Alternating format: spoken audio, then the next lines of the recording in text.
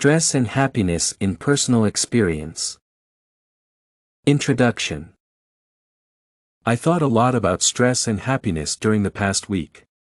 Currently, I am running 3 companies including a car dealership, a rental company, and an automotive shipping firm, each of which requires the transition to a new stage. For example, they need superior business planning and thorough recruitment. Therefore, I have to experience stress that needs to be understood by me to improve the current situation. Main body.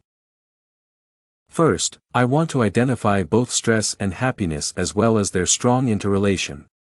The notion of happiness is quite philosophical and sometimes can be complicated, yet it refers to a feeling and a state of partial or complete pleasure. At the same time, every person is likely to define it in his or her own way.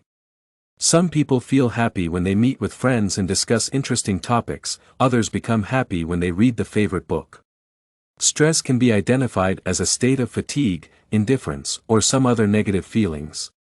It is a response of a human body to burnout, negative emotions, or just monotonous turmoil. Stress in small quantities is necessary as it makes people think, seeking a way out of the problem. Still, if people experience too much stress, their organisms weaken, and they lose the ability to resolve complex issues. I believe that the lack of happiness can cause stress. Second, it seems that several factors affecting people and me, in particular, cause either stress or happiness. Among the basic ones, there are friends, family, job, food, and vacation. Family and friends are important for happiness as they can provide a person with emotional and physical support and understand him or her. In this connection, I can state that my parents and friends are the closest people to me, and I can always rely on them. Moreover, the food that people eat is likely to determine the level of either stress or happiness. For example, fast food and alcohol drinks are likely to affect the organism by reducing its ability to resist stress, while healthy foods such as fruits and vegetables can significantly improve the protective properties of the organism. As for me, I prefer eating healthy food that is easy to cook. Also, a level of job satisfaction along with timely vacation is an integral component of happiness. People need some rest after hard work to recover for further productive work. In case of the absence of vacation during a long period of time, the majority of people feel that they are on the edge of depression. Likewise, I need to spend some time resting, at least once a year, as it helps me to accumulate energy and desire to move forward. However, I think that, along with the factors mentioned above, the level of stress and happiness of a certain situation depends on how we perceive it. Thus, the more positive I was, the less I was exposed to stress and negative mood.